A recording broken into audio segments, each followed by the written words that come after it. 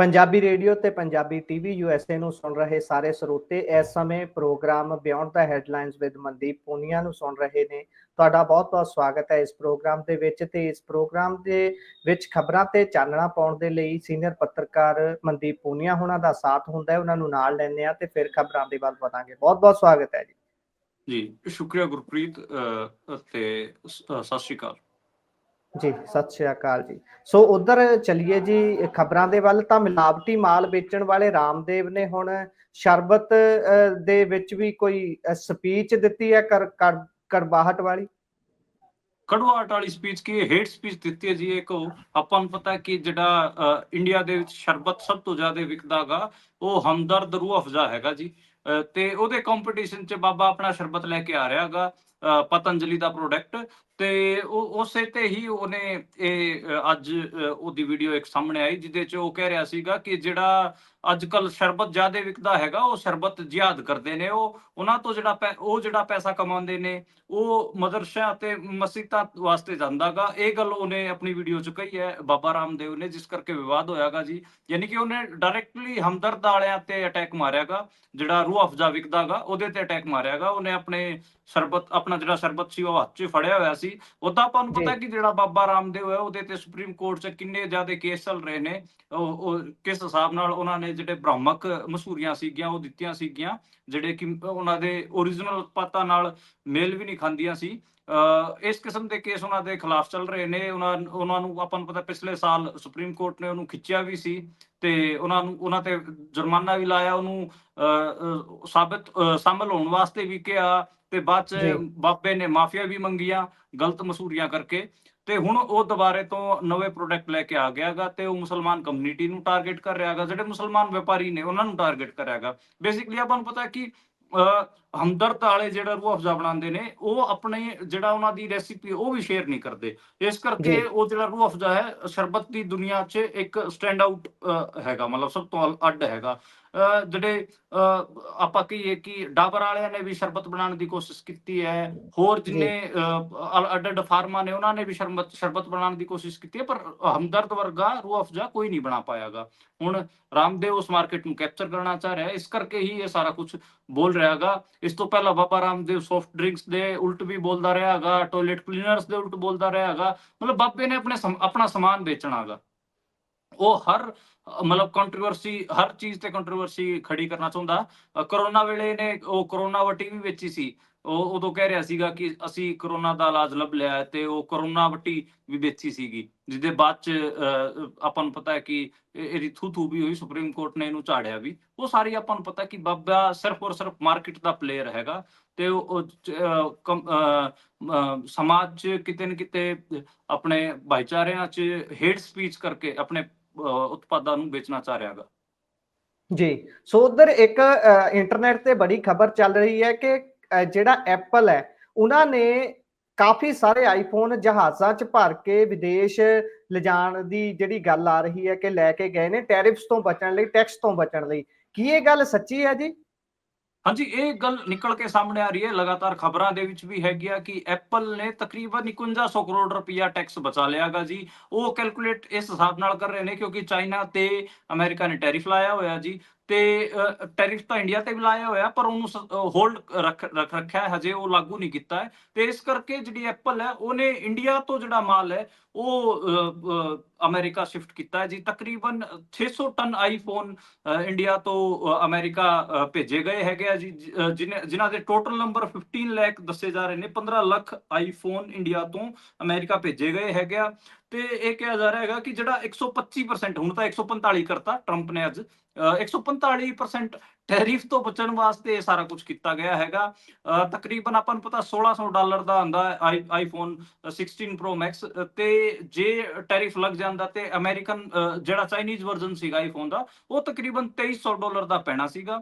ਉਸੇ ਤੋਂ ਬਚਣ ਵਾਸਤੇ ਇਹ ਸਾਰਾ ਕੁਝ ਕੀਤਾ ਗਿਆ ਹੈਗਾ। ਤੇ ਉਹ ਮੋਟਾ ਇੱਕ ਹਿਸਾਬ ਨਾਲ ਕਦੇ ਉਹਨਾਂ ਦੇ ਫੋਨ ਮਹਿੰਗੇ ਨਾ ਹੋ ਜਾਣ, ਉਹ ਸਾਰੀ ਸਟ੍ਰੈਟੇਜੀ ਐਪਲ ਨੇ ਅਪਣਾਈ ਹੈ। ਤੇ ਤਕਰੀਬਨ 15 ਲੱਖ ਆਈਫੋਨ ਉਹ ਲੈ ਕੇ ਇੰਡੀਆ ਤੋਂ ਲੈ ਕੇ ਗਏ ਨੇ। ਤੇ ਹੁਣ ਜਿਹੜੀ ਆਪਣੀ ਇੰਡੀਆ ਵਾਲੀ ਇਹਨਾਂ ਦੀ ਸਾਰੀ ਮੈਨੂਫੈਕਚਰਿੰਗ ਹੈਗੀ ਆ ਉੱਥੇ ਉਹ ਵਾਧਾ ਕਰਾ ਰਹੇ ਨੇ। ਉਹ ਕਹਿ ਰਹੇ ਨੇ ਕਿ ਲਗਾਤਾਰ ਇੱਥੇ ਜਿਹੜੇ ਪ੍ਰੋਡਕਟ ਹੈ ਉਹ ਜ਼ਿਆਦਾ ਇੱਥੇ ਅਸੈਂਬਲ ਕਰੋ, ਮਤਲਬ ਬਣਦਾ ਉਹ ਆਈਫੋਨ ਤੇ ਪਾਰਟ ਆਪਾਂ ਨੂੰ ਪਤਾ ਅੱਡ-ਅੱਡ ਥਾਵਾਂ ਤੇ ਬਣਦੇ ਨੇ, ਅੱਡ-ਅੱਡ ਲੋਕੇਸ਼ਨਸ ਤੇ ਬਣਦੇ ਨੇ, ਪਰ ਬਹੁਤ ਸਾਰੀਆਂ ਚੀਜ਼ਾਂ ਅਸੈਂਬਲ ਇੰਡੀਆ 'ਚ ਵੀ ਹੁੰਦੀਆਂ ਨੇ। ਤੋ ਇੰਡੀਆ ਦੇ ਵਿੱਚ ਉਹ ਅਸੈਂਬਲਿੰਗ ਤੇ ਜ਼ੋਰ ਦੇਣਗੇ ਤਾਂ ਕਿ ਇੰਡੀਆ ਤੇ ਘੱਟ ਟੈਰਿਫ ਹੈਗਾ ਤੇ ਐਪਲ ਯੂਐਸ ਮਾਰਕੀਟ 'ਚ ਇੰਡੀਅਨ ਆਈਫੋਨਸ ਨੂੰ ਡੰਪ ਕਰ ਸਕੇ। ਇਹ ਆਪਾਂ ਨੂੰ ਸਟ੍ਰੈਟੇਜੀ ਦਿਖਦੀ ਹੋਈ ਨਜ਼ਰ ਆ ਰਹੀ ਹੈ ਜੀ। ਸੋ ਉਹਦਾ ਉਧਰ 26%, ਆਪਾਂ ਹਾਂ ਜੀ ਇਹਦੇ ਤੇ 26% ਟੈਰਿਫ ਟਰੰਪ ਨੇ ਲਾਇਆ ਹੋਇਆ ਜੀ ਉਦਾਂ ਮੋਬਾਈਲ ਫੋਨਸ ਤੇ, ਪਰ ਆਪਾਂ ਨੂੰ ਜੀ ਪਤਾ 90 ਦਿਨ ਵਾਸਤੇ ਸਸਪੈਂਡ ਹੈ ਤੇ 90 ਦਿਨਾਂ ਦੇ ਅੰਦਰ ਦੇਖਦੇ ਆ ਕਿ ਕਿੰਨੇ ਜ਼ਿਆਦਾ ਆਈਫੋਨ ਐਪਲ ਆਪਣੇ ਲੈ ਕੇ ਜਾ ਸਕਦਾ ਹੈਗਾ ਅਮਰੀਕਨ ਮਾਰਕੀਟ 'ਚ, ਇਹ ਵੀ ਦੇਖਣ ਵਾਲਾ ਜੀ। ਜੀ ਸੋ ਉਧਰ ਮਿਸ਼ੈਲ ਤੇ ਬਰਾਕ ਓਬਾਮਾ ਦੇ ਆਪਸੀ ਵਿਆਹ ਦੇ ਵਿੱਚ ਖਬਰਾਂ ਨਿਕਲ ਕੇ ਆ ਰਹੀਆਂ ਸੀ, ਅਣਬਣ ਚੱਲ ਰਹੀ ਹੈ, ਇਸ ਤੇ ਹੁਣ ਕੋਈ ਸਪਸ਼ਟੀ ਆਈ ਹੈ ਜੀ? ਹਾਂਜੀ ਦੇਖੋ, ਇਹ ਜਿਹੜੀ ਖਬਰ ਸੀਗੀ ਕਿ ਮਿਸ਼ੈਲ ਓਬਾਮਾ ਤੇ ਬਰਾਕ ਓਬਾਮਾ ਦੀ ਆਪਸ 'ਚ ਨਹੀਂ ਬਣ ਰਹੀ ਹੈਗੀ ਆ, ਇਹ ਜਿਹੜਾ ਸਾਬਕਾ ਰਾਸ਼ਟਰਪਤੀ ਦਾ ਨਿਧਨ ਹੋਇਆ ਸੀਗਾ, ਅਮਰੀਕਾ ਦੇ ਸਾਬਕਾ ਰਾਸ਼ਟਰਪਤੀ ਜਦੋਂ ਪੂਰੇ ਹੋਏ ਸੀ, ਜਿਮੀ ਕਾਰਟਰ, ਉਹਨਾਂ ਦੇ ਅੰਤਿਮ ਸੰਸਕਾਰ ਤੇ ਕਿਤੇ ਨਾ ਕਿਤੇ ਦੋਵੇਂ ਜਾਣੇ ਸ਼ਾਮਲ ਨਹੀਂ ਸੀ ਤੇ ਇਹ ਹੋਰ ਵੀ ਕਈ ਹਾਈ ਪ੍ਰੋਫਾਈਲ ਪ੍ਰੋਗਰਾਮ ਏਦਾਂ ਦੇ ਰਹੇ ਜਿੱਥੇ ਦੋਵੇਂ ਜਾਣੇ ਇਕੱਠੇ ਜੋੜੇ ਦੇ ਤਹਿਤ ਉੱਥੇ ਨਹੀਂ ਪਹੁੰਚੇ। ਇਸ ਤੋਂ ਬਾਅਦ ਇਹ ਗੱਲਾਂ ਬਣਾਈਆਂ ਜਾਣ ਲੱਗੀਆਂ ਸੀਗੀਆਂ, ਸੋਸ਼ਲ ਮੀਡੀਆ ਤੇ ਅੰਨਾ ਪ੍ਰਚਾਰ ਕੀਤਾ ਗਿਆ ਸੀਗਾ, ਜਿਹੜੇ ਮਤਲਬ ਆਈਟੀ ਸੈੱਲ ਵਰਗੇ ਜਿਹੜੇ ਪੇਜਿਸ ਹੁੰਦੇ ਨੇ, ਇੰਸਟਾਗ੍ਰਾਮ ਦੇ ਪੇਜ, ਉਹਨਾਂ ਤੋਂ ਬਹੁਤ ਅੰਨਾ ਪ੍ਰਚਾਰ ਕੀਤਾ ਗਿਆ ਕਿ ਮਿਸ਼ੈਲ ਓਬਾਮਾ ਤੇ ਬਰਾਕ ਓਬਾਮਾ ਦੇ ਵਿੱਚ ਕਿਤੇ ਨਾ ਕਿਤੇ ਇਹ ਤਲਾਕ ਹੋਣ ਜਾ ਰਿਹਾ ਹੈਗਾ ਤੇ ਉਧਰੋਂ ਸਫਾਈ ਵੀ ਕੋਈ ਨਹੀਂ ਆਈ ਸੀ। ਮਿਸ਼ੈਲ ਓਬਾਮਾ ਇੱਕ ਪੋਡਕਾਸਟ ਦੇ ਵਿੱਚ ਬੈਠੇ ਸੀਗੇ, ਉੱਥੇ ਉਹਨਾਂ ਨੇ ਕਿਹਾ ਕਿ ਮੈਂ ਇੱਕ ਮੈਚੁਰ ਮਹਿਲਾ ਹੈਗੀ ਆ ਤੇ ਮੈਂ ਮੇਰੀ ਇੱਕ ਇੰਡੀਪੈਂਡੈਂਟ ਹੈਸੀਅਤ ਹੈਗੀ ਆ, ਜੇ ਕੋਈ ਮੈਨੂੰ ਸੱਦਣਾ ਚਾਹੁੰਦਾ ਹੈ, ਫਿਰ ਕਈ ਵਾਰ ਮੈਂ ਇੰਡੀਪੈਂਡੈਂਟਲੀ ਡਿਸੀਜਨ ਲੈਂਦੀ ਆ ਕਿਤੇ ਵੀ ਜਾਣ ਦਾ, ਮੈਂ ਉਹਨਾਂ ਨਾਲ ਨਹੀਂ ਜਾਂਦੀ ਤੇ ਉਹਨੂੰ ਤੁਸੀਂ ਇਹ ਕਹਿ ਕੇ ਚਲਾਉਂਗੇ ਕਿ ਸਾਡੇ 'ਚ ਤਲਾਕ ਹੋ ਰਿਹਾ, ਇਹ ਗਲਤ ਹੈ। ਸਾਡੇ ਦੋਵਾਂ 'ਚ ਸਾਰਾ ਕੁਝ ਠੀਕ ਹੈਗਾ ਤੇ ਅਸੀਂ ਕੋਈ ਮਤਲਬ ਸਾਡੇ 'ਚ ਤਲਾਕ ਨਹੀਂ ਹੋਣ ਜਾ ਰਿਹਾ। ਮੈਂ ਜਿਹੜੇ ਅੱਜ ਕੱਲ ਨਵੀਂ ਯੋਜਨਾਵਾਂ ਤੇ ਧਿਆਨ ਦੇ ਰਹੀਆਂ, ਕੁੜੀਆਂ ਦੀ ਜੀ ਸਿੱਖਿਆ ਤੇ ਮੈਂ ਕੰਮ ਕਰ ਰਹੀ ਹਾਂ, ਇਸ ਕਰਕੇ ਮੇਰਾ ਜਿਹੜਾ ਟਾਈਮ ਹੈ ਮਾੜਾ ਮੋਟਾ ਇੱਧਰ ਉੱਧਰ ਹੋ ਜਾਂਦਾ। ਇਹ ਮਿਸ਼ੈਲ ਓਬਾਮਾ ਨੇ ਕਿਹਾ ਜੀ। ਆਪਾਂ ਨੂੰ ਪਤਾ ਕਿ ਤਕਰੀਬਨ 32 ਸਾਲ ਹੋ ਗਏ ਮਿਸ਼ੈਲ ਓਬਾਮਾ ਤੇ ਬਰਾਕ ਓਬਾਮਾ ਦਾ ਵਿਆਹ ਹੋਏ। ਜਿਹੜੀ ਖਬਰ ਸੀਗੀ ਪਿੱਛੇ ਬਹੁਤ ਜ਼ਿਆਦਾ ਉਹਨੇ ਪੂਰੀ ਦੁਨੀਆ ਭਰ 'ਚ ਇੰਟਰਨੈਟ 'ਚ ਉਸਨੇ ਕਿਤੇ ਨਾ ਕਿਤੇ ਤਬਾਹੀ ਮਚਾਈ ਹੋਈ ਸੀ। ਹੁਣ ਮਿਸ਼ੈਲ ਓਬਾਮਾ ਨੇ ਉਸ ਖਬਰ ਤੇ ਬ੍ਰੇਕ ਲਾ ਦਿੱਤੀ ਹੈ ਜੀ। ਜੀ ਪਰ ਆਪਾਂ ਕੱਲ ਵੀ ਇਸ ਗੱਲ ਤੇ ਚਾਨਣਾ ਪਾਇਆ ਸੀ ਕਿ ਉਧਰ ਆਰਐਸਐਸ, ਮੋਦੀ, ਅਮਿਤ ਸ਼ਾਹ ਇਹ ਇੱਕ ਦੂਸਰੇ ਦੇ ਆਮੋ ਸਾਹਮਣੇ ਨੇ, ਖਾਸ ਤੌਰ ਤੇ ਪ੍ਰੈਜ਼ੀਡੈਂਟ ਨੂੰ ਲੈ ਕੇ, ਪ੍ਰੈਜ਼ੀਡੈਂਟ ਦੀ ਚੋਣ ਨੂੰ ਲੈ ਕੇ। ਇਸ ਵਾਰ ਰਬਰ ਸਟੈਂਪ ਨਹੀਂ ਹੋਊਗੀ, ਇਹ ਕਹਿਣਾ ਆਰਐਸਐਸ ਦਾ। ਪਰ ਹੁਣ ਇਸ ਦੇ ਵਿੱਚ ਇੱਕ ਕੋਰ ਬੀਜੇਪੀ ਦਾ ਕੀ ਆਪਣਾ ਪੱਖ ਹੈ, ਇਸ ਤੇ ਜ਼ਰਾ ਚਾਨਣਾ ਪਾਇਓ ਕਿ ਕੀ ਸਾਰੇ ਦੀ ਸਾਰੀ ਬੀਜੇਪੀ ਅਮਿਤ ਸ਼ਾਹ ਤੇ ਮੋਦੀ ਦੇ ਪਿੱਛੇ ਹੈ ਜਾਂ ਫਿਰ ਕੋਈ ਬੀਜੇਪੀ ਆਰਐਸਐਸ ਦੇ ਨਾਲ ਵੀ ਹੈ ਕਿ ਨਹੀਂ, ਆਰਐਸਐਸ ਜੋ ਕਹੂਗੀ ਉਹ ਹੋਊਗਾ? ਦੇਖੋ, ਅੱਜ ਜਿਹੜੀ ਨਈ ਡਿਵੈਲਪਮੈਂਟ ਹੈਗੀ ਆ ਉਹ ਹੈਗੀ ਆ ਸੰਜੇ ਜੋਸ਼ੀ ਬਾਰੇ। ਸੰਜੇ ਜੋਸ਼ੀ ਕਦੇ ਕਿਸੇ ਟਾਈਮ ਨਰਿੰਦਰ ਮੋਦੀ ਦਾ ਕੰਪੀਟੀਟਰ ਰਿਹਾ ਹੈਗਾ। ਦੋਵੇਂ ਜਾਣੇ ਸੰਗਠਨ ਸਚਿਵ ਹੁੰਦੇ ਸੀਗੇ, ਦੋਵਾਂ ਨੇ ਮਤਲਬ 90s ਦੇ ਵਿੱਚ ਅੱਡ-ਅੱਡ ਸਟੇਟਾਂ ਦੇ ਵਿੱਚ ਕੰਮ ਕੀਤਾ ਹੋਇਆ। ਨਰਿੰਦਰ ਮੋਦੀ ਨੇ ਵੀ, ਉਸ ਤੋਂ ਬਾਅਦ ਨਰਿੰਦਰ ਮੋਦੀ ਗੁਜਰਾਤ ਦੇ ਮੁੱਖ ਮੰਤਰੀ ਬਣ ਗਏ ਸੀ। ਸੰਜੇ ਜੋਸ਼ੀ ਲਗਾਤਾਰ ਸੰਗਠਨ ਦੇ ਵਿੱਚ ਕੰਮ ਕਰਦੇ ਰਹੇ ਸੀ, ਪਰ 2005 ਚ ਇੱਕ ਸੀਡੀ ਵਾਇਰਲ ਹੋਈ ਸੀ ਜਿਹਦੇ ਚ ਕਿਹਾ ਗਿਆ ਕਿ ਇਸ ਸੀਡੀ ਚ ਸੰਜੇ ਜੋਸ਼ੀ ਹੈਗਾ, ਜਿਸ ਕਰਕੇ ਸੰਜੇ ਜੋਸ਼ੀ ਦਾ ਬਨਵਾਸ ਸ਼ੁਰੂ ਹੋ ਗਿਆ ਸੀ। ਬਾਅਦ ਚ ਜਦੋਂ ਸੀਡੀ ਨੂੰ ਚੈੱਕ ਕੀਤਾ ਗਿਆ ਤਾਂ ਉਹ ਫੇਕ ਨਿਕਲੀ ਤੇ ਉਹ ਗੁਜਰਾਤ ਵੱਲੋਂ ਬਹੁਤ ਜ਼ਿਆਦਾ ਪ੍ਰਚਾਰੀ ਗਈ ਸੀ, ਗੁਜਰਾਤ ਲੋਬੀ ਵੱਲੋਂ। ਤੇ ਲੋਕਾਂ ਨੇ ਫਿਰ ਇਹ ਹਿਸਾਬ ਲਾਇਆ ਕਿ ਨਰਿੰਦਰ ਮੋਦੀ ਹੋਰਾਂ ਦੀ ਇੱਕ ਸਾਜ਼ਿਸ਼ ਸੀ ਸੰਜੇ ਜੋਸ਼ੀ ਨੂੰ ਪਿੱਛੇ ਧੱਕਣ ਦੀ। ਹਮੇਸ਼ਾ ਕੰਪੀਟੀਟਰ ਰਹੇ ਨੇ ਤੇ ਸੰਜੇ ਜੋਸ਼ੀ ਬਾਰੇ ਕਿਹਾ ਜਾਂਦਾ ਹੈਗਾ ਕਿ ਸੰਜੇ ਜੋਸ਼ੀ ਨੇ ਕਦੇ ਵੀ ਕੋਈ ਪਦ ਨਹੀਂ ਲਿਆ ਹੈਗਾ। ਤੇ 2014 ਦੇ ਵਿੱਚ ਆਪਾਂ ਨੂੰ ਪਤਾ ਕਿ ਨਰਿੰਦਰ ਮੋਦੀ ਪ੍ਰਧਾਨ ਮੰਤਰੀ ਵਜੋਂ ਮੁਲਕ ਦੇ ਪ੍ਰਧਾਨ ਮੰਤਰੀ ਬਣ ਕੇ ਆਉਂਦੇ ਨੇ ਤੇ ਚੋਣ ਜਿੱਤਦੇ ਨੇ। ਉਸ ਤੋਂ ਬਾਅਦ ਸੰਜੇ ਜੋਸ਼ੀ ਨੇ ਕਿਸਾਨ ਦਾ ਸਰੈਂਡਰ ਕਰਤਾ ਸੀਗਾ ਤੇ 2015 ਚ ਸੰਜੇ ਜੋਸ਼ੀ ਨੇ ਨਰਿੰਦਰ ਮੋਦੀ ਨੂੰ ਆਪਣਾ ਆਗੂ ਵੀ ਮੰਨ ਲਿਆ ਸੀ, ਪਰ ਫਿਰ ਵੀ ਨਰਿੰਦਰ ਮੋਦੀ ਨੇ ਸੰਜੇ ਜੋਸ਼ੀ ਬਾਰੇ ਆਪਣੀ ਜਿਹੜੀ ਤਲਖੀ ਸੀਗੀ ਉਹ ਨਹੀਂ ਕਟਾਈ। ਇਹ ਕਿਹਾ ਜਾਂਦਾਗਾ ਆਮ ਤੌਰ ਤੇ ਕਿ ਨਰਿੰਦਰ ਮੋਦੀ ਦੀ ਅੱਖਾਂ ਚੋਂ ਕੋਈ ਇੱਕ ਵਾਰ ਨਿਕਲ ਜਾਂਦਾ ਤੇ ਫਿਰ ਉਹਦੇ ਤੇ ਉਹ ਦੁਬਾਰੇ ਨਿਗਾਹ ਨਹੀਂ ਪਾਉਂਦੇ। ਇਹ ਜੀ ਮੋਟੀ ਗੱਲ ਨਰਿੰਦਰ ਮੋਦੀ ਬਾਰੇ ਕਹੀ ਜਾਂਦੀ ਹੈ ਕਿ ਤੇ ਆਰਐਸਐਸ ਹੁਣ ਸੰਜੇ ਜੋਸ਼ੀ ਦਾ ਹੀ ਨਾਂ ਅੱਗੇ ਕਰ ਰਹੀ ਹੈ, ਯਾਨੀ ਕਿ ਜਿਹੜਾ ਨਰਿੰਦਰ ਮੋਦੀ ਦਾ ਦੁਸ਼ਮਣ ਨੰਬਰ 1 ਹੈ ਉਹਦਾ ਨਾਂ ਹੀ ਆਰਐਸਐਸ ਅੱਗੇ ਕਰ ਰਹੀ ਹੈ। ਹੁਣ ਮੇਰੀ ਕਈ ਆਰਐਸਐਸ ਦੇ ਆਗੂਆਂ ਨਾਲ ਵੀ ਗੱਲਬਾਤ ਹੋਈ ਤੇ ਅੱਜ ਮੇਰੀ ਡਾਕਟਰ ਪ੍ਰਕਾਸ਼ ਦੇ ਨਾਲ ਵੀ ਗੱਲ ਹੋਈ। ਡਾਕਟਰ ਪ੍ਰਕਾਸ਼ ਬੇਸਿਕਲੀ ਆਰਐਸਐਸ ਨੂੰ ਬਹੁਤ ਲੰਬੇ ਸਮੇਂ ਤੋਂ ਕਵਰ ਕਰਦੇ ਰਹੇ ਨੇ, ਸੀਨੀਅਰ ਜਰਨਲਿਸਟ ਨੇ, 1980 ਤੋਂ ਕਵਰ ਕਰਦੇ ਰਹੇ ਨੇ, ਤਕਰੀਬਨ ਮਤਲਬ 45 ਸਾਲ ਦਾ ਉਹਨਾਂ ਦਾ ਤਜਰਬਾ। ਤੇ ਉਹਨਾਂ ਨੂੰ ਇਹ ਵੀ ਮੰਨਿਆ ਜਾਂਦਾ ਕਿ ਮੋਹਨ ਭਾਗਵਤ ਦੇ ਬਹੁਤ ਨੇੜੇ ਨੇ ਤੇ ਮੈਂ ਉਹਨਾਂ ਤੋਂ ਪੁੱਛ ਰਿਹਾ ਸੀ ਡਾਕਟਰ ਪ੍ਰਕਾਸ਼ ਤੋਂ ਕਿ ਸਰ ਇਹ ਕੀ ਚੱਕਰ ਹੈ, ਸੰਜੇ ਜੋਸ਼ੀ ਜਿਹੜਾ ਨਰਿੰਦਰ ਮੋਦੀ ਦਾ ਇੰਨਾ ਵੱਡਾ ਦੁਸ਼ਮਣ ਹੈ, ਉਹਨੂੰ ਉਹਦਾ ਨਾਂ ਆਰਐਸਐਸ ਕਿਉਂ ਅੱਗੇ ਕਰ ਰਿਹਾ? ਇਹ ਤਾਂ ਬਹੁਤ ਸ਼ਾਰਪ ਕੰਟਰਾਡਿਕਸ਼ਨ ਬਣ ਜੂਗੀ। ਉਹਦੇ ਤੇ ਫਿਰ ਡਾਕਟਰ ਪ੍ਰਕਾਸ਼ ਦਾ ਕਹਿਣਾ ਸੀਗਾ ਕਿ ਹਾਂ ਇਹ ਗੱਲ ਸਹੀ ਹੈ ਕਿ ਜੀ ਡਾਕਟਰ ਜਿਹੜਾ ਸੰਜੇ ਜੋਸ਼ੀ ਹੈ ਉਹਦਾ ਨਾਂ ਅੱਗੇ ਕੀਤਾ ਜਾ ਰਿਹਾ, ਪਰ ਆਰਐਸਐਸ ਵਾਲਿਆਂ ਨੂੰ ਵੀ ਪਤਾ, ਮੋਹਨ ਭਾਗਵਤ ਨੂੰ ਵੀ ਪਤਾ ਹੈ ਕਿ ਨਰਿੰਦਰ ਮੋਦੀ ਅਤੇ ਅਮਿਤ ਸ਼ਾਹ ਸੰਜੇ ਜੋਸ਼ੀ ਦੇ ਨਾਂ ਤੇ ਨਹੀਂ ਮੰਨਣਗੇ, ਤੇ ਇਸੇ ਚੀਜ਼ ਤੇ ਕਿਤੇ ਨਾ ਕਿਤੇ ਆਰਐਸਐਸ ਨੂੰ ਬਾਰਗੇਨਿੰਗ ਕਰਨ ਦੀ ਪਾਵਰ ਮਿਲ ਜੂਗੀ। ਜਦੋਂ ਹੀ ਨਰਿੰਦਰ ਮੋਦੀ ਅਮਿਤ ਸ਼ਾਹ ਹੋਰੀ ਰਿਜੈਕਸ਼ਨ ਪਾਣਗੇ, ਹੁਣ ਉਹਦਾ ਤਾਂ 6 ਅਪ੍ਰੈਲ ਨੂੰ ਅਨਾਉਂਸ ਹੋ ਜਾਣਾ ਚਾਹੀਦਾ ਸੀਗਾ, ਬੀਜੇਪੀ ਦਾ ਪ੍ਰਧਾਨ ਜਿਹੜਾ ਪ੍ਰੈਜ਼ੀਡੈਂਟ ਪ੍ਰਧਾਨ ਅਨਾਉਂਸ ਹੋ ਜਾਣਾ ਚਾਹੀਦਾ ਸੀ, ਪਰ ਉਹ ਇਸੇ ਕਰਕੇ ਨਹੀਂ ਹੋਇਆ। ਇਹਨਾਂ ਨੇ ਆਰਐਸਐਸ ਵਾਲਿਆਂ ਨੇ ਸੰਜੇ ਜੋਸ਼ੀ ਦਾ ਨਾਮ ਅੱਗੇ ਕੀਤਾ ਸੀਗਾ, ਉਹਦੇ ਤੇ ਅਮਿਤ ਸ਼ਾਹ ਤੇ ਨਰਿੰਦਰ ਮੋਦੀ ਨੇ ਵਿਟੋ ਕਰਤੀ। ਹੁਣ ਆਰਐਸਐਸ ਦੇ ਪਾਲੇ 'ਚ ਗੇਂਦ ਹੈਗੀ ਆ, ਤੇ ਆਰਐਸਐਸ ਏਦਾਂ ਦਾ ਬੰਦਾ ਚਾਹ ਰਿਹਾਗਾ ਜਿਹੜਾ ਯਸਮੈਨ ਨਾ ਹੋਵੇ, ਰਬੜ ਸਟੈਂਪ ਨਾ ਹੋਵੇ। ਤੇ ਹੁਣ ਅੱਗੇ ਤਿੰਨਾਂ ਭੇਜੇ ਨੇ ਆਰਐਸਐਸ ਵਾਲਿਆਂ ਨੇ, ਤੇ ਉਧਰੋਂ ਨਰਿੰਦਰ ਮੋਦੀ ਹੋਰਾਂ ਵੱਲੋਂ ਵੀ 2-3 ਭੇਜੇ ਗਏ ਨੇ। ਇੱਕ ਤਾਂ ਵਸੁੰਧਰਾ ਰਾਜੇ ਦਾ ਨਾਂ ਬਹੁਤ ਜ਼ਿਆਦਾ ਅੱਗੇ ਚੱਲ ਰਿਹਾਗਾ ਜੀ, ਜਿਹੜੇ ਜੀ ਰਾਜਸਥਾਨ ਦੇ ਸਾਬਕਾ ਮੁੱਖ ਮੰਤਰੀ ਨੇ, ਉਹ ਵੀ ਨਰਿੰਦਰ ਮੋਦੀ ਅਤੇ ਅਮਿਤ ਸ਼ਾਹ ਦੇ ਦੁਸ਼ਮਣ ਰਹੇ ਨੇ ਜੀ। ਜੀ ਤੇ ਸ਼ਿਵਰਾਜ ਚੌਹਾਨ ਦਾ ਵੀ ਨਾਂ ਚੱਲ ਰਿਹਾਗਾ ਜੀ। ਇਹ ਹੁਣ ਆਰਐਸਐਸ ਚਾਹ ਰਿਹਾ ਇਹਨਾਂ ਦੋਵਾਂ ਚੋਂ ਇੱਕ ਸਿਲੈਕਟ ਕਰੋ। ਜਿਹੜਾ ਅਮਿਤ ਸ਼ਾਹ ਤੇ ਨਰਿੰਦਰ ਮੋਦੀ ਹੈਗੇ ਆ, ਉਹਨਾਂ ਨੇ ਇੱਕ ਤਾਂ ਉਹ ਜੋ ਮਹਾਰਾਸ਼ਟਰ ਵਾਲੇ, ਮੈਂ ਉਹਨਾਂ ਦਾ ਨਾਮ ਭੁੱਲ ਰਿਹਾਗਾ, ਉਹਨਾਂ ਨੂੰ ਅੱਗੇ ਕੀਤਾਗਾ ਜੀ। ਇੱਕ ਹਰਿਆਣੇ ਤੋਂ ਜਿਹੜਾ ਸਾਬਕਾ ਮੁੱਖ ਮੰਤਰੀ ਰਹੇ ਨੇ, ਸਾਡੇ ਸਾਬਕਾ ਮੁੱਖ ਮੰਤਰੀ ਮਨੋਹਰ ਲਾਲ ਖੱਟੜ, ਇਹ ਦੋਵਾਂ ਦਾ ਨਾਂ ਕਿਤੇ ਨਾ ਕਿਤੇ ਇਹਨਾਂ ਨੇ ਨਰਿੰਦਰ ਮੋਦੀ ਨੇ ਅਤੇ ਅਮਿਤ ਸ਼ਾਹ ਨੇ ਅੱਗੇ ਕੀਤਾਗਾ। ਬਹੁਤ ਹੱਦ ਤੱਕ ਜਿਹੜੀ ਆਰਐਸਐਸ ਆ ਉਹ ਕੋਸ਼ਿਸ਼ ਕਰ ਰਹੀ ਹੈ ਕਿ ਵਸੁੰਧਰਾ ਰਾਜੇ ਜਿਹੜੇ ਹੈਗੇ ਆ ਉਹ ਬੀਜੇਪੀ ਦੇ ਨੈਸ਼ਨਲ ਪ੍ਰੈਜ਼ੀਡੈਂਟ ਬਣਨ। ਇਹ ਸਾਰੇ ਚੱਕਰ 'ਚ ਹੁਣ ਪਿਛਲੇ ਦਿਨੀ ਵੀ ਨਰਿੰਦਰ ਮੋਦੀ ਵਸੁੰਧਰਾ ਰਾਜੇ ਨੂੰ ਮਿਲੇ ਸੀਗੇ, ਵਸੁੰਧਰਾ ਰਾਜੇ ਨੂੰ ਨਾਗਪੁਰ ਵੀ ਬੁਲਾਇਆ ਗਿਆ ਸੀਗਾ, ਸ਼ਿਵਰਾਜ ਚੌਹਾਨ ਨੂੰ ਵੀ ਨਾਗਪੁਰ ਬੁਲਾਇਆ ਗਿਆ ਸੀਗਾ। ਤੇ ਇਹ ਕਿਤੇ ਨਾ ਕਿਤੇ ਆਰਐਸਐਸ ਆਪਣੀ ਬਾਰਗੇਨਿੰਗ ਪਾਵਰ ਵਧਾ ਰਿਹਾਗਾ, ਤੇ ਇਸ ਵਾਰ ਉਹ ਇਹ ਚਾਹ ਰਿਹਾਗਾ ਕਿ ਨਰਿੰਦਰ ਮੋਦੀ ਅਤੇ ਅਮਿਤ ਸ਼ਾਹ ਦਾ ਰਬਰ ਸਟੈਂਪ ਨਾ ਆਵੇ। ਇਹ ਡਿਵੈਲਪਮੈਂਟ ਸੀਗੀ, ਮੈਨੂੰ ਲੱਗਿਆ ਕਿ ਇਹ ਬਹੁਤ ਇੰਪੋਰਟੈਂਟ ਡਿਵੈਲਪਮੈਂਟ ਹੈ। ਲੋਕਾਂ ਨੂੰ ਇਹ ਵੀ ਸਮਝ ਆਊਗਾ ਕਿ ਆਰਐਸਐਸ ਅਤੇ ਬੀਜੇਪੀ ਉਦਾਂ ਤਾਂ ਦੋਵੇਂ ਇੱਕੋ ਨੇ, ਉਹ ਗੱਲ ਠੀਕ ਹੈ, ਪਰ ਆਰਐਸਐਸ ਇਹ ਦੇਖ ਰਹੀ ਹੈ ਕਿ ਕੀ ਨਰਿੰਦਰ ਮੋਦੀ ਅਤੇ ਅਮਿਤ ਸ਼ਾਹ ਦਾ ਟੋਟਲੀ ਕਬਜ਼ਾ ਤਾਂ ਨਹੀਂ ਹੋ ਗਿਆ ਬੀਜੇਪੀ ਤੇ ਹੁਣ ਉਹ ਕਿਤੇ ਨਾ ਕਿਤੇ ਇੱਕ ਤੀਜੇ ਪਾਵਰ ਪਿਲਰ ਦੇ ਤੌਰ ਤੇ ਆਪਣਾ ਬੰਦਾ ਖੜਾ ਕਰਨਾ ਚਾਹ ਰਹੇ ਨੇ। ਇਹ ਮਾੜੀ ਜੀ ਜਿਵੇਂ ਇੰਟਰਨਲ ਪੋਲਿਟਿਕਸ ਕਾਂਗਰਸ 'ਚ ਆਪਾਂ ਆਮ ਹੀ ਡਿਸਕਸ ਕਰਦੇ ਹਾਂ ਕਿ ਕਾਂਗਰਸ 'ਚ ਬਹੁਤ ਸਾਰੇ ਧੜੇ ਨੇ, ਇਸ ਕਿਸਮ ਦੇ ਧੜੇ ਬੀਜੇਪੀ 'ਚ ਵੀ ਨੇ, ਪਰ ਉਹਨਾਂ ਦੀ ਜਿਹੜੀ ਖਬਰ ਹੈ ਉਹ ਇੰਨੀ ਬਾਹਰ ਨਹੀਂ ਨਿਕਲ ਕੇ ਆਉਂਦੀ, ਤੇ ਇਹ ਇਸ ਵਾਰ ਨਿਕਲ ਕੇ ਆ ਰਹੀ ਹੈ ਕਿਉਂਕਿ ਪ੍ਰੈਜ਼ੀਡੈਂਟ ਦੇ ਪਦ ਤੇ ਇਹਨਾਂ ਦੀ ਪੂਰੀ ਆਪਸ 'ਚ ਟਸਲ ਹੋ ਰੱਖੀ ਹੈ ਜੀ। ਇੰਟਰਨਲ ਮੈਨੇਜਮੈਂਟ ਇਹਨਾਂ ਦੀ ਬਹੁਤ ਸਟਰੋਂਗ ਹੈ, ਛੇਤੀ ਗੱਲ ਬਾਹਰ ਨਹੀਂ ਆਉਂਦੀ, ਤੇ ਜਦੋਂ ਆਉਂਦੀ ਵੀ ਹੈ ਬਾਹਰ ਤਾਂ ਉਹ ਇੰਨੇ ਵੱਡੇ ਪੱਧਰ ਤੇ ਫੈਲਣ ਨਹੀਂ ਦਿੱਤੀ ਜਾਂਦੀ, ਦੱਬ ਲਈ ਜਾਂਦੀ ਹੈ। ਦੋਸਤ ਦਾ ਦੋਸਤ, ਕਹਿੰਦੇ ਦੋਸਤ ਦਾ ਦੁਸ਼ਮਣ ਤੇ ਆਪਣਾ ਦੁਸ਼ਮਣ ਬਣ ਜਾਂਦਾ ਹੈ, ਤੇ ਜੇਕਰ ਦੁਸ਼ਮਣ ਤੇ ਦੁਸ਼ਮਣ ਦੋ ਇਕੱਠੇ ਹੋ ਜਾਣ, ਉਹ ਵੀ ਤੀਸਰੇ ਨੂੰ ਦੋਸਤ ਨੂੰ ਲੈ ਪੈਂਦੇ ਨੇ।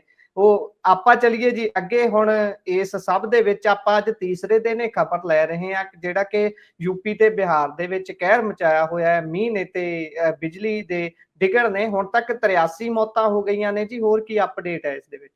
ਹਾਂਜੀ, ਕੱਲ ਜਦੋਂ ਪਹਿਲਾ ਦਿਨ ਆਪਾਂ ਇਹ ਖਬਰ ਲਈ ਸੀ ਉਦੋਂ ਆਪਾਂ 15 ਮੌਤਾਂ ਬਾਰੇ ਗੱਲ ਕੀਤੀ ਸੀ। ਕੱਲ ਆਪਾਂ ਜਦੋਂ ਇਹ ਖਬਰ ਕਰ ਰਹੇ ਸੀ ਤਕਰੀਬਨ 32-33 ਮੌਤਾਂ ਬਾਰੇ ਗੱਲ ਕਰ ਰਹੇ ਸੀਗੇ, ਤੇ ਅੱਜ 83 ਮੌਤਾਂ ਦਾ ਡੇਟਾ ਨਿਕਲ ਕੇ ਸਾਹਮਣੇ ਆ ਰਿਹਾਗਾ, ਜਿਹਦੇ 'ਚ ਸਿਰਫ 61 ਮੌਤਾਂ ਬਿਹਾਰ ਦੇ ਵਿੱਚ ਹੋਈਆਂ ਨੇ ਤੇ 32 ਮੌਤਾਂ ਉੱਤਰ ਪ੍ਰਦੇਸ਼ 'ਚ ਹੋਈਆਂ ਨੇ। ਆਪਾਂ ਨੂੰ ਪਤਾ ਕਿ ਲਗਾਤਾਰ ਅੱਡ-ਅੱਡ ਸੂਬਿਆਂ ਦੇ ਵਿੱਚ ਤੂਫਾਨ ਵੀ ਚੱਲ ਰਹੇ ਨੇ, ਬਿਜਲੀ ਦਾ ਵੀ ਅਲਰਟ ਹੈ, ਬਿਜਲੀ ਡਿੱਗਣ ਦਾ, ਤੇ ਜਿਹੜੇ ਅੱਪਰ ਹਿਮਾਚਲ 'ਚ ਆਪਾਂ ਨੂੰ ਬਰਫ਼ਬਾਰੀ ਵੀ ਦੇਖਣ ਨੂੰ ਮਿਲੀ ਹੈ। ਹਰਿਆਣੇ 'ਚ ਅੱਜ ਬਹੁਤ ਅੰਧੜ ਚੱਲਿਆ ਜੀ, ਪੰਜਾਬ ਦੇ ਵੀ ਕਈ ਸੂਬਿਆਂ ਦੇ ਵਿੱਚ ਅੰਧੜ ਦੇਖਣ ਨੂੰ ਮਿਲਿਆਗਾ, ਮੀਂਹ ਵੀ ਡਿੱਗਿਆਗਾ ਜੀ, ਤੇ ਇਹ ਸਾਰਾ ਆਪਾਂ ਨੂੰ ਦੇਖਣ ਨੂੰ ਮਿਲ ਰਿਹਾਗਾ। ਹਾਲਾਂਕਿ ਜਿਹੜਾ ਟੈਂਪਰੇਚਰ ਦਿੱਲੀ ਦਾ 40 ਡਿਗਰੀ ਪਹੁੰਚ ਗਿਆ ਸੀਗਾ, ਉੱਥੇ ਮਾੜਾ ਮਤਲਬ ਉਹਨਾਂ ਨੂੰ ਨਿਜਾਤ ਮਿਲੂਗਾ ਜੀ। ਹੁਣ ਜੇ ਇਦਾਂ ਹੀ 3-4 ਦਿਨ ਰਿਹਾ, ਜਿਵੇਂ ਹਿਮਾਚਲ ਦੇ ਵਿੱਚ ਬਰਫ਼ਬਾਰੀ ਹੋ ਰਹੀ ਹੈ, ਕਈ ਥਾਵਾਂ ਤੇ ਬਰਖਾ ਹੋ ਰਹੀ ਹੈ ਜੀ, ਜੇ ਇਦਾਂ ਹੀ ਇਹ ਸਾਰਾ ਕੁਝ ਹੁੰਦਾ ਰਿਹਾ ਤਾਂ ਫਿਰ ਮੈਨੂੰ ਲੱਗਦਾ ਕਿ ਕੁਝ ਟਾਈਮ 3-4 ਦਿਨ ਤੱਕ ਕਿਤੇ ਨਾ ਕਿਤੇ ਗਰਮੀ ਤੋਂ ਰਾਹਤ ਮਿਲੂਗੀ। ਨਹੀਂ ਤਾਂ ਇਸ ਵਾਰ ਆਪਾਂ ਨੂੰ ਮਈ ਮਹੀਨੇ ਦਾ ਜਿਹੜਾ ਟੈਂਪਰੇਚਰ ਸੀਗਾ ਉਹ ਅਪ੍ਰੈਲ 'ਚ ਹੀ ਦੇਖਣ ਨੂੰ ਮਿਲ ਰਿਹਾ ਸੀਗਾ। ਉੱਦਾਂ ਜਿਹੜੇ ਕਣਕ ਦੇ ਕਿਸਾਨ ਹੈਗੇ ਉਹਨਾਂ ਨੂੰ ਖਾਸਾ ਇਹਦਾ ਨੁਕਸਾਨ ਹੋਊਗਾ, ਜਿਹੜੀ ਬੇਮੌਸਮ ਬਾਰਿਸ਼ ਆ ਰਹੀ ਹੈ ਤੇ ਅੰਧੜ ਆ ਰਿਹਾਗਾ। ਕਣਕ ਦੇ ਕਿਸਾਨਾਂ ਨੂੰ ਆਪਾਂ ਕਿਉਂਕਿ ਆਪਾਂ ਨੂੰ ਪਤਾ ਕਿ ਜਿਹੜਾ ਅਪ੍ਰੈਲ ਦਾ ਫਸਟ ਐਂਡ ਸੈਕਿੰਡ ਵੀਕ ਹੁੰਦਾ, ਉਸ ਦੌਰਾਨ ਆਪਣੇ ਕਣਕ ਦੀ ਵਾਢੀ ਹੁੰਦੀ ਹੈ, ਉਹਨੂੰ ਮੰਡੀਆਂ 'ਚ ਲੈ ਕੇ ਜਾਇਆ ਜਾਂਦਾਗਾ। ਤੇ ਹੁਣ ਆਪਾਂ ਨੂੰ ਪਤਾ ਜੇ ਅੰਧੜ ਚੱਲੂਗਾ, ਜੇ ਬਾਰਿਸ਼ ਆਊਗੀ ਤਾਂ ਕਿਤੇ ਨਾ ਕਿਤੇ ਕਿਸਾਨਾਂ ਨੂੰ ਦਿੱਕਤਾਂ ਤਾਂ ਆਉਣਗੀਆਂ, ਉਹਨਾਂ ਦੀ ਖੜੀ ਫਸਲ ਨੂੰ ਦਿੱਕਤ ਆਉਣਗੀਆਂ। ਜੀ, ਇਹ ਤਾਂ ਹੈ। ਸੋ ਉੱਧਰ ਚਲੀਏ ਜੀ, ਕਹਿੰਦੇ ਬਾਰਡਰਾਂ ਤੋਂ ਕਿਸਾਨਾਂ ਨੂੰ ਤਾਂ ਚੱਕ ਦਿੱਤਾ, ਅੰਦੋਲਨ ਨੂੰ ਖਤਮ ਕਰ ਦਿੱਤਾ, ਪਰ ਇਹਦੇ ਨਾਲ ਨੁਕਸਾਨ ਹੋਇਆ ਹੈ, ਇਹ ਕੇਂਦਰ ਕਹਿ ਰਿਹਾ ਹੈ ਤੇ ਉਹ ਕਹਿੰਦੇ ਵੀ ਜਿਹੜਾ ਨੁਕਸਾਨ ਹੋਇਆ ਵੀ ਹੈ ਉਹਦੀ ਅਸੀਂ ਭਰਪਾਈ ਕਰਾਉਣੀ ਹੈ ਪੰਜਾਬ ਸਰਕਾਰ ਦੇ ਕੋਲੋਂ। ਤੇ ਇੱਧਰੋਂ ਫਿਰ ਪੰਜਾਬ ਸਰਕਾਰ ਦਾ ਵੀ ਕੋਈ ਪ੍ਰਤੀਕਰਮ ਆਇਆ ਹੋ, ਪਾਇਓ ਜ਼ਰਾ ਚਾਨਣਾ ਕਿੰਨਾ ਨੁਕਸਾਨ ਕਿਸ ਵਿਸ਼ੇ ਦੇ ਵਿੱਚ ਹੋਇਆ ਹੈ ਤੇ ਕੌਣ ਕਹਿ ਰਿਹਾ ਇਹ ਸਾਰੀਆਂ ਗੱਲਾਂ। ਦੇਖੋ, ਜਿਹੜਾ ਸੜਕ ਪਰਿਵਹਨ ਅਤੇ ਰਾਜਮਾਰਗ ਮੰਤਰਾਲਾ ਹੈਗਾ, ਉਹਦੇ ਜਿਹੜੇ ਪੰਜਾਬ ਦੇ ਮੁੱਖ ਸਚਿਵ ਨੇ ਕੇਪੀ ਸਿੰਨਾ, ਪੰਜਾਬ ਦੇ ਜਿਹੜੇ ਮੁੱਖ ਸਚਿਵ ਹੈਗੇ ਕੈਪ ਸਿੰਨਾ ਜਿਨ੍ਹਾਂ ਨੂੰ ਕਿਹਾ ਜਾਂਦਾ, ਉਹਦਾ ਉਹਨਾਂ ਦਾ ਕੇਪੀ ਸਿੰਨਾ ਨਾਂ ਹੈਗਾ। ਤੇ ਕੈਪ ਸਿੰਨਾ ਨੂੰ ਚਿੱਠੀ ਲਿਖੀ ਹੈ ਜੀ, ਉਹਦੇ 'ਚ ਉਹਨਾਂ ਨੇ ਜ਼ਿਕਰ ਕੀਤਾ ਹੈ ਕਿ ਤਕਰੀਬਨ ਅਕਤੂਬਰ 2020 ਤੋਂ ਲੈ ਕੇ ਨਵੰਬਰ 2024 ਤੱਕ ਇਹਨਾਂ 4-5 ਸਾਲਾਂ 'ਚ ਜਿਹੜਾ NHI ਹੈ, ਜਿਨ੍ਹਾਂ ਦੇ NHI ਹੋ ਗਿਆ, ਜਿਹੜਾ national highway authority of India ਹੋ ਗਿਆ, ਉਹਨਾਂ ਦੇ ਹਾਈਵੇਜ਼ ਨੇ, ਉਹਨਾਂ ਦੇ ਟੋਲ ਟੈਕਸ ਨੇ, ਉੱਥੇ ਟੋਲ ਬੰਦ ਕਰਕੇ ਰਹਿਣ ਕਰਕੇ ਉਹਨਾਂ ਨੂੰ 1638 ਕਰੋੜ ਦਾ ਨੁਕਸਾਨ ਹੋਇਆ ਹੈਗਾ ਜੀ। ਤੇ ਉਸ 'ਚ ਉਹਨਾਂ ਨੇ ਜਿਹੜੇ ਮੰਤਰਾਲਾ ਦੇ ਸਚਿਵ ਨੇ, ਸੈਕਟਰੀ ਨੇ ਵੀ ਉਮਾ ਸ਼ੰਕਰ, ਉਹਨਾਂ ਨੇ ਕਿਹਾ ਕਿ ਅਸੀਂ ਟੋਲ ਵਸੂਲਾਂਗੇ ਤੁਹਾਡੇ ਤੋਂ। ਇਹ ਗੱਲ ਦੀ ਜ਼ਿਕਰ ਹੈ, ਹਾਲਾਂਕਿ ਇਹ ਜਿਹੜਾ ਕੌਨਫੀਡੈਂਸ਼ੀਅਲ ਡਾਕੂਮੈਂਟ ਹੈ, ਪਰ ਹਜੇ ਇਸ ਬਾਰੇ ਖਬਰ ਬਾਹਰ ਆ ਗਈ ਹੈਗੀ ਆ ਜੀ। ਤੇ ਇਹਦੇ ਤੇ ਕਿਤੇ ਨਾ ਕਿਤੇ ਜਿਹੜਾ ਕੇਂਦਰ ਹੈ ਉਹ ਸੋਚ ਰਿਹਾ ਹੈਗਾ ਕਿ ਅਸੀਂ ਇਸ ਘਾਟੇ ਦੀ ਭਰਪਾਈ ਪੰਜਾਬ ਸਰਕਾਰ ਤੋਂ ਕਰੀਏ।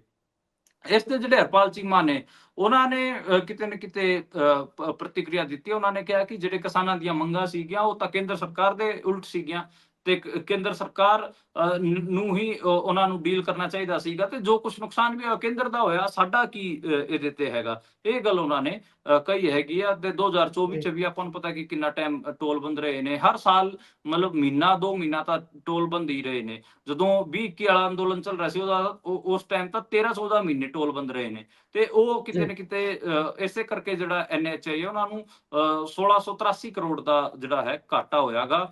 ਕਿਸਾਨਾਂ ਦਾ ਬਹੁਤ ਸਾਫ਼ ਸਪਸ਼ਟ ਨਾਰਾ ਸੀਗਾ ਕਿ ਅਸੀਂ ਕਿਤੇ ਨਾ ਕਿਤੇ ਸਿਰਫ ਔਰ ਸਿਰਫ ਆਪਣੇ ਤੇ ਹੀ ਸਾਰਾ ਕੁਝ ਜ਼ੁਲਮ ਨਹੀਂ ਸਹਿ ਰਹੇ, ਅਸੀਂ ਸਰਕਾਰ ਦੇ ਵੀ ਗੁੰਮਚੋਟ ਮਾਰ ਰਹੇ ਹਾਂ। ਹੁਣ ਉਹ ਆਪਾਂ ਨੂੰ ਜਿਹੜੀ ਕਿਸਾਨਾਂ ਵੱਲੋਂ ਗੁੰਮਚੋਟ ਮਾਰੀ ਗਈ ਸੀ ਉਹ ਆਪਾਂ ਨੂੰ ਹੁਣ ਸਾਹਮਣੇ ਨਜ਼ਰ ਆ ਰਹੀ ਹੈ। ਤੇ ਦੋਵੇਂ ਪੰਜਾਬ ਅਤੇ ਕੇਂਦਰ ਸਰਕਾਰ ਜਿਹੜੇ ਕਿਸਾਨਾਂ ਨੂੰ ਉਜਾੜਨ ਵਾਸਤੇ ਕਿਤੇ ਨਾ ਕਿਤੇ 19 ਮਾਰਚ ਨੂੰ ਇਕੱਠੇ ਹੋ ਗਏ ਸੀਗੇ, ਹੁਣ ਆਪਸ ਵਿੱਚ ਇੱਕ ਦੂਜੇ ਦੇ ਸਾਹਮਣੇ ਖੜੇ ਨੇ, ਕਿਉਂਕਿ ਦੋਵਾਂ ਕੋਲ ਹੀ ਪੈਸੇ ਨਹੀਂ ਹੈ, ਪੈਸੇ ਪਿੱਛੇ ਹੁਣ ਦੋਵੇਂ ਲੜਨਗੇ ਜੀ। ਚਲੋ ਖੈਰ ਇਸ ਸਾਰੇ ਮਾਮਲੇ ਦੇ ਵਿੱਚ ਇੱਕ ਚੀਜ਼ ਤਾਂ ਸਪਸ਼ਟ ਹੋਈ ਨਾ, ਪੰਜਾਬ ਸਰਕਾਰ ਇਹ ਤਾਂ ਮੰਨ ਰਹੀ ਹੈ ਨਾ ਵੀ ਕੇਂਦਰ ਨਾਲ ਮੰਗਾਂ ਸੀ। ਜਦੋਂ ਇਹਨਾਂ ਨੇ ਪੰਜਾਬ ਚੋਂ ਧਰਨਾ ਚੱਕਿਆ ਉਦੋਂ ਇਹ ਕਹਿ ਰਹੇ ਸੀ ਕਿ ਪੰਜਾਬ ਨੂੰ ਨੁਕਸਾਨ ਹੋ ਰਿਹਾ, ਪੰਜਾਬ ਦੇ ਬੱਚੇ ਨੌਜਵਾਨੀ ਜਿਹੜੀ ਆ ਉਹਨੂੰ ਨੌਕਰੀ ਨਹੀਂ ਮਿਲ ਰਹੀ, ਰੋਜ਼ਗਾਰ ਨਾ ਮਿਲਣ ਕਰਕੇ ਉਹ ਨਸ਼ੇ ਕਰ ਰਹੇ ਨੇ। ਇਹ ਸਾਡੇ ਪੰਜਾਬ ਦੇ ਸਪੀਕਰ ਸਾਹਿਬ ਜਿਹੜੇ ਨੇ ਵਿਧਾਨ ਸਭਾ ਦੇ, ਉਹਨਾਂ ਦੇ ਬੋਲ ਸੀ। ਸੋ ਇਹ ਚਲੋ ਬਹੁਤ ਸਾਰੀਆਂ ਚੀਜ਼ਾਂ ਬੇਪਰਦ ਹੋ ਜਾਂਦੀਆਂ ਨੇ ਸਮੇਂ ਦੇ ਨਾਲ, ਪਰ ਆਪਾਂ ਚਲੀਏ ਅੱਗੇ। ਪੰਜਾਬ ਕਾਂਗਰਸ ਦੇ ਇੰਚਾਰਜ ਭੁਪੇਸ਼ ਬਘੇਲ ਅੱਜ ਪੰਜਾਬ 'ਚ ਨੇ ਤੇ ਉਹਨਾਂ ਨੇ ਇਕੱਠੇ ਕਰਕੇ ਮੀਟਿੰਗ ਲਈ ਹੈ ਸ਼ਾਇਦ, ਤੇ ਕੀ ਕਹਿ ਰਹੇ ਨੇ, ਕਹਿੰਦੇ ਮੀਡੀਆ 'ਚ ਖਬਰਾਂ ਹੋਰ ਤਰ੍ਹਾਂ ਦੀਆਂ ਨੇ, ਸਭ ਚੰਗਾ ਹੈ ਅੰਦਰ। ਹਾਂਜੀ, ਉਹਨਾਂ ਨੇ ਕੋਸ਼ਿਸ਼ ਕੀਤੀ ਹੈ ਕਿ ਅਸੀਂ ਜਿਹੜੀ ਮਤਲਬ ਪੂਰਾ ਇੱਕ ਜ਼ਿੰਮੇਵਾਰੀ ਭੁਪੇਸ਼ ਬਘੇਲ ਨੂੰ ਦਿੱਤੀ ਗਈ ਹੈਗੀ ਆ, ਉਹਦੇ ਤੇ ਉਹ ਕਿਤੇ ਨਾ ਕਿਤੇ ਕਾਂਗਰਸੀਆਂ ਨੂੰ ਸਾਰਿਆਂ ਨੂੰ ਇਕੱਠੇ ਕਰ ਸਕਣ।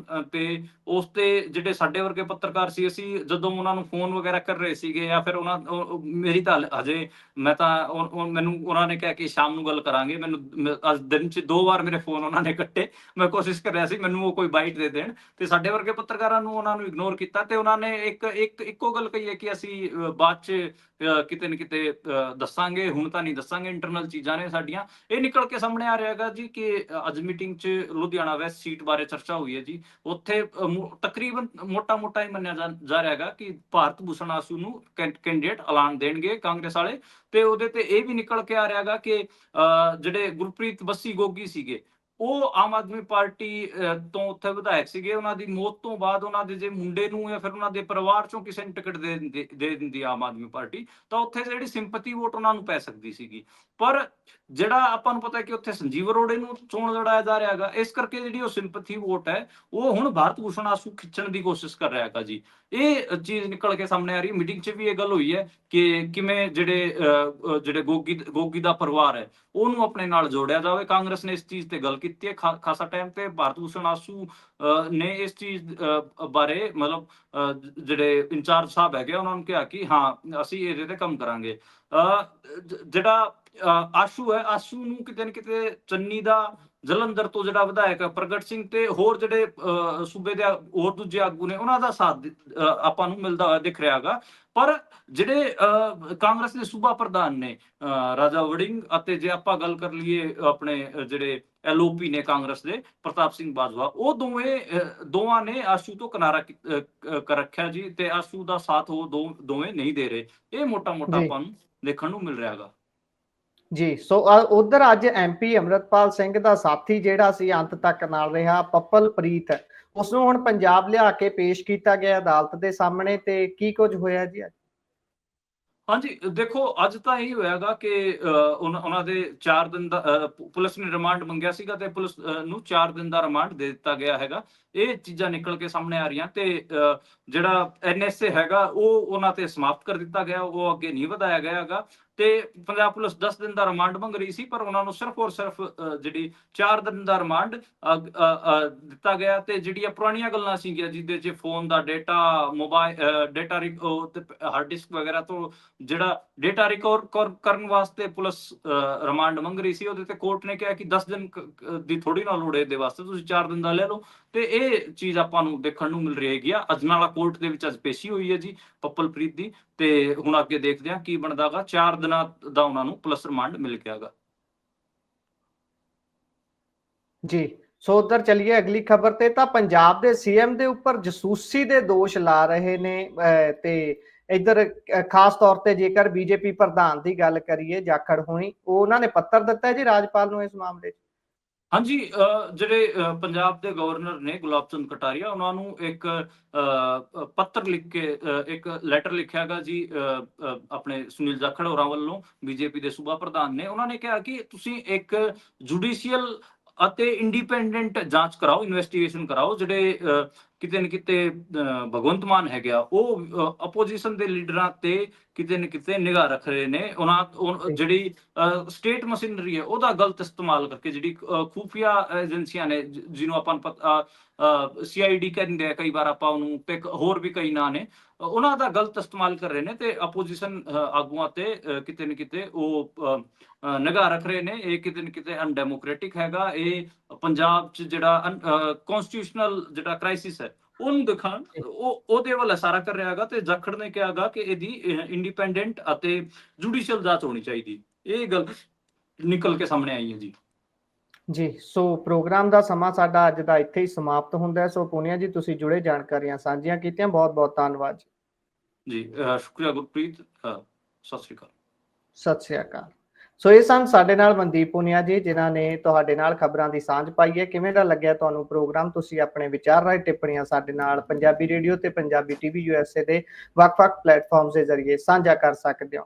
ਪ੍ਰੋਗਰਾਮਾਂ ਦੀ ਲਗਾਤਾਰਤਾ ਇਸੇ ਤਰ੍ਹਾਂ ਬਰਕਰਾਰ ਰਹੇਗੀ। ਮੈਨੂੰ ਦਿਓ ਇਜਾਜ਼ਤ। ਧੰਨਵਾਦ। ਸਤਿ ਸ਼੍ਰੀ ਅਕਾਲ।